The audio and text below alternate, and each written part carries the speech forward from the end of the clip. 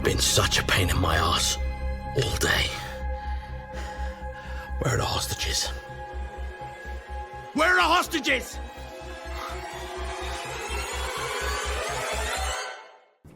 Oke, di video kali ini kita bakal bahas tuntas film heist terbaru tahun 2025 berjudul The Omro Heist. Video ini mengandung spoiler, jadi pastikan kamu sudah nonton atau memang ingin tahu ceritanya dari awal sampai akhir. Kalau kamu suka film perampokan yang main otak, penuh strategi dan pengkhianatan, film ini jelas bukan tontonan ringan, tapi justru itu yang bikin menarik. Film The Omro Heist dibuka dengan suasana dingin dan sunyi. Kita diperkenalkan pada Omro, seorang mantan perampok kelas atas yang kini hidup menyendiri. Lewat potongan adegan singkat, film menunjukkan bahwa Omro pernah terlibat dalam sebuah misi besar yang gagal. Seorang partner tewas, dan sejak itu Omro memilih pensiun. Dari awal, karakter Omro digambarkan sebagai sosok tenang, dingin, tapi jelas menyimpan trauma. Dia bukan tipe karakter yang banyak bicara, tapi setiap dialognya terasa penuh makna. Masalah dimulai ketika Omro didatangi oleh Levin, seorang perantara licik yang menawarkan satu misi terakhir. Targetnya bukan bank biasa, melainkan sistem penyimpanan rahasia milik korporasi global bernama Omnicore. Di dalam sistem ini tersimpan uang, data, dan rahasia besar yang bisa menjatuhkan banyak pihak. Awalnya Omro menolak, tapi segalanya berubah ketika ia tahu bahwa data tersebut berkaitan dengan kematian partner lamanya. Sebuah kebenaran yang selama ini ditutup rapat. Dan di titik inilah Omro setuju. Masuk ke bagian paling khas film heist, perekrutan tim. Omro mengumpulkan orang-orang dengan keahlian spesifik. Ada Rhea, ahli hacking dan sistem digital.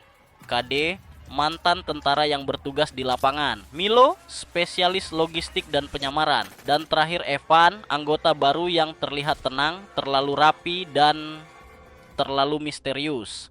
Sejak awal, film sudah menanamkan rasa curiga. Nggak ada karakter yang benar-benar terasa aman.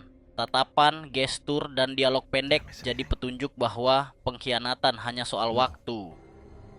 Paruh tengah film diisi dengan persiapan yang sangat detail.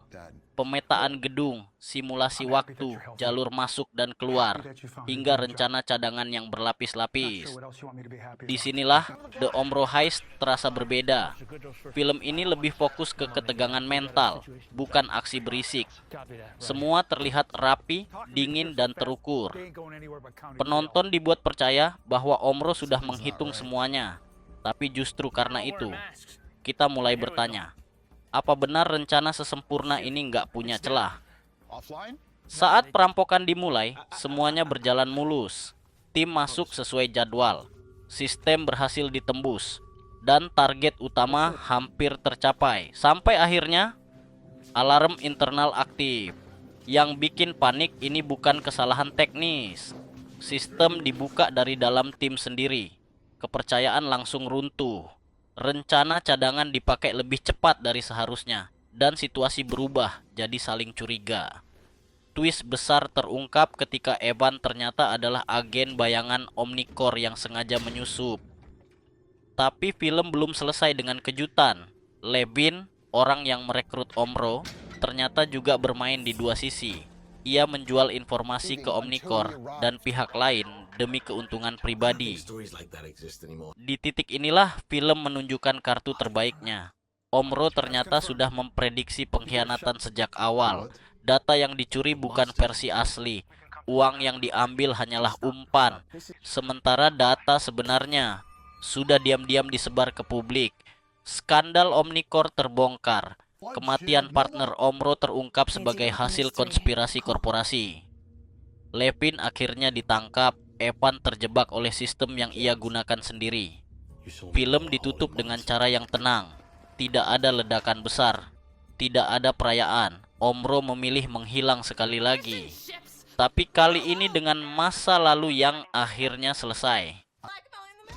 Adegan terakhir menunjukkan Omro berjalan pergi tanpa dialog, menegaskan satu pesan kuat. Perampokan terbaik bukan soal apa yang diambil, tapi siapa yang berhasil dikendalikan.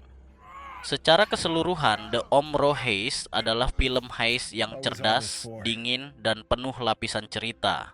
Bukan tontonan santai, tapi sangat memuaskan bagi penonton yang suka berpikir.